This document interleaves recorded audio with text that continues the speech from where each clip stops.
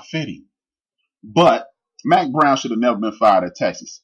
Conspiracy theory time, I honestly believe because of the big mouth of Stephen A. Smith. A lot of people hear this and say, man, you sound crazy as hell, rap. But the big mouth of Stephen A. Smith and ESPN put him out there and made him speak loudly. And in America, when you say something like, well, in the world, even Adolf Hitler said, if you repeat a lie loud and if you continue to repeat it, people will believe it. Stephen A. Smith, contrary to what the dudes on NCAA game day, college football game day, Joey Galloway, all the college football experts was like, Mac Brown needs a chance to hit the reset button and rebuild Texas. All of those guys are saying that Stephen A. Smith, and ESPN put Stephen A. Smith out there. This is a dude who openly admitted he never watched college football before Robert Griffin III. He openly admitted this, but he was on every Saturday yelling for Mac Brown's job, and then they put they gave Texas their own network on ESPN. So of course you had to get rid of Mac Brown because you had your main pit bull you suck him on him, and you created a groundswell because people are sheep at this point in America. Most people in America don't have their own opinions. They think that people, like, if I was on TV, it'd be people saying, oh yeah, Rap know what he's talking about. Never really hearing what I'm saying, but they'll just regurgitate the facts that I give them to people. And then when people go, well, what do you mean by that? And then they'll go, bam, it's over. So Stephen A. Smith, they put him out there. They ran Mac Brown out. I'm glad Mac Brown won this game Saturday. It was a very impressive situation. Big ups to him and continued success.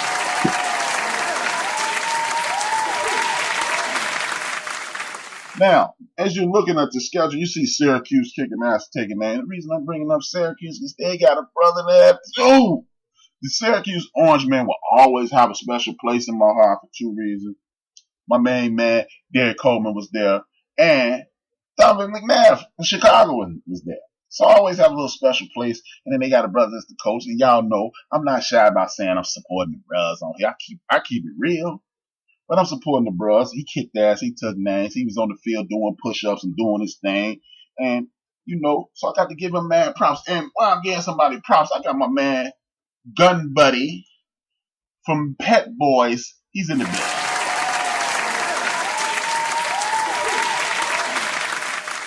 Now, with that being said, you got the return of the Mac. You got my brother down there in Tallahassee blowing it. My man in Syracuse kicking ass and taking names. Now let's talk about this. This is a dude who needs to be fired yesterday. Say what you want to say what you will, but when you talk about college football, you get the best players from Florida, Georgia, Bama, Texas, and the great state of California. The left coast brings about some of the greatest football players you will ever meet. It's just a fact. If you are in the state of California and you have a piss poor football team, the coach needs no more than 2 seasons before he's let go. That may seem a bit harsh. Oh man, how can you say that? But just check the resume. That's all you do. Go to your local football team and look where they from. They're either from Texas, they're from Georgia, they're from Louisiana, they're from the South or the Southwest, and the great state of California. The reason I'm bringing this up is Chip Kelly is getting his ass roasted again. People, I get it. He created the culture in Oregon. He should have stayed his ass up in the great Northwest. He didn't. He chased the money. He chased the fame of the NFL, and now he's back in college football. UCLA, they out there getting vote raced by second tier teams. Chip Kelly has lost total control. His teams have no discipline. He's not putting in any true work. Now, while the whole world is cussing out Jim Harbaugh is still finishing in the top 10. Jim Harbaugh can only not beat Ohio State. He hasn't beat Ohio State and Michigan State. I understand those are two of his bigger rivals, but he's kicking everybody else's ass. Chip Kelly is out here, got UCLA looking very normal. This is a story program with both football and basketball. traditionally basketball. But as my man Macy just said, Chip Kelly is a big fraud. I'm here to tell you, if my man in Tallahassee got to go at the end of the year, drive your ass to California and pick up Chip Kelly before you leave town. If he gotta go, Chip Kelly need to be riding shotgun. Chip Kelly need to be fired yesterday. I ain't trying to hear about no system. I ain't trying to hear about nothing. Chip Kelly ruined the Philadelphia Eagles. Then he went out there and ruined my brother Donovan. What's my man name? Colin Kaepernick. And now he's ruining UCLA. Chip Kelly, grab a dunce cone, go to the nearest corner of a room with a stool, and sit your ass down. Sit your ass down. It's over for you, bro. It's over for you, Kelly. Now, the Pac-12 is a disappointing. With all those accolades I just hung over the state of California, the Pac-12 is really pissing me off, y'all. Washington stinking. USC looking mediocre. UCLA stinking. Arizona goes to Hawaii and loses. What the hell is going on with the Pac-12? That is the question. The Pac-12 is one of the greatest conferences in all of college football, people. All of college football, and they look like a group of sissies. Again, when you got California, who's talent rich, how in the hell is USC looking normal? Look, I'm not the dude who out here acting like everybody don't mess up. But come on, y'all. The Pac-12 have been skating along. Yeah, you got Utah boat race, BYU. I get it. I understand. But I ain't trying to hear that, man. The Pac-12 got way more talent than that. They are looking piss poor. They half-assing it. They gonna get that old crooked-ass Urban Meyer to coach USC next year. They'll make a bounce back. But I ain't talking about next year. I'm not talking about next year. I'm talking about these damn Oregon Ducks go up 21-0 and freak the game. Would y'all like for me to tell y'all why they freaked the game? Now, don't get me wrong, man. This kid, Nix, and Auburn, he looks like he's a big-time ball player. Now, I'm not going to take no credit away from this kid. He's the son of a coach who used to be the quarterback and yada, yada, yada, this, that, and the third. But there's one stat that I repeat consistently on this show. There is one stat. There's a phrase that I say every show when I'm talking about football. You run to win, you throw to score. Now, I know it's supposed to be score, but I'm saying score. Now, Oregon goes up 21-0 on Auburn. This game, for all intents and purposes, should be over. But let me show you why you run to win, you throw to score. Justin Herbert. I always want to call him Hebert because Bobby Hebert, but that's not the way you say the man. They get out to a 14-0. Halftime is 14-3, and then they go up to 21-3 at the beginning of the third quarter. That game should have been over. Here's why it wasn't. Justin Herbert, while they trying to get him to win the Heisman Trophy, he throws the ball 37 times. Collectively, they run the ball 33 times. Nobody on that team was consistently running the ball, and that's why they lost. Want to know why Auburn won? Because Bo Nix threw the ball 31 times. One dude, Javaris Winslow, ran the ball 24 times alone. They had 43 rushes. That alone should show people you run to win, you throw to score. Now, do you need to throw the ball to make a comeback? Hell yeah, you do. I get it. It's no longer 4 yards in the cloud of dust. I get that shit. I get it. But, that's what they tell y'all. It's no longer 4 yards in the cloud of dust. But the proof is in the pudding. You down 21-3 and you win this football game. You know why? Because all Auburn did was push back into a zone and make this overrated bum, Justin Herbert, not be able to throw in two pockets. He shouldn't be getting drafted high. His ass went back to school because he can't do that in the league. And you see went slow, ran the ball down their fucking throat.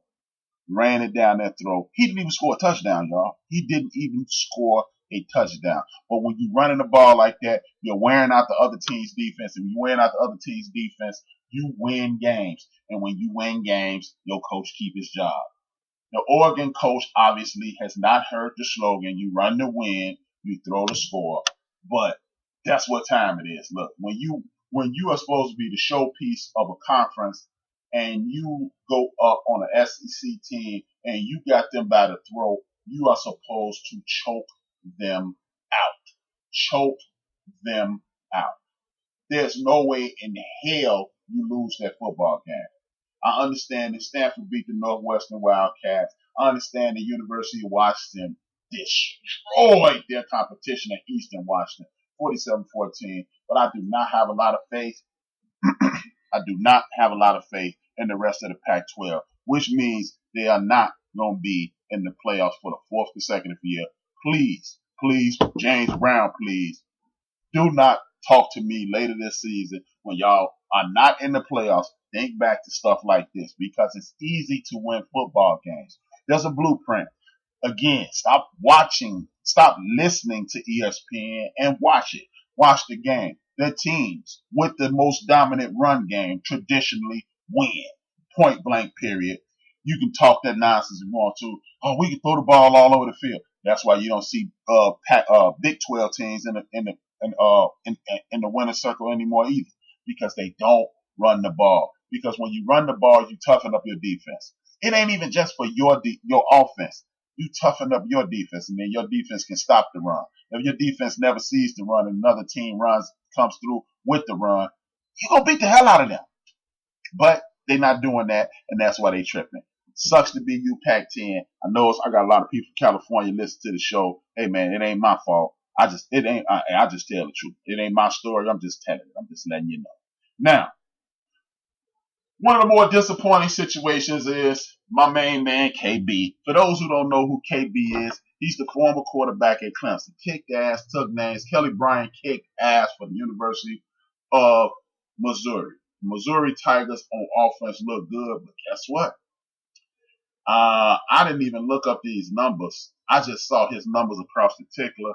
He kicked ass, and I'm looking for this score. I think they lost by 3. I'm looking for the score right now. Kelly Bryant, I haven't looked up this game, so please don't accuse me of cheating, but I guarantee you Kelly Bryant threw the ball at least 35 times. When you throw the ball 35 times, you're going to have at a minimum of 1 interception. That's just the way it works, y'all. You're going to have at a minimum of 1 interception. I can't find the Kelly Bryant numbers, but I know he threw for 400 some odd yards. They end up losing. And this is just a sad commentary because that's a damn shame you waste a performance like what Kelly Bryant put out there. And it just shows the piss poor coaching. People get caught up in the sauce talking about, no, see, you got to do it this way. You got to do it that way. People, look at the University of Alabama. Look at the University of Oklahoma. Look at the University of Clemson. I guarantee you, those teams had Tua Tagovailoa had 31 passing attempts. I guarantee you, the running back on Alabama had at least 24. One running back, Tua threw the ball 36 times. They ran the ball 42 times. Trust me, people, it's not chess. It's checkers. It is checkers. You win football by running the football.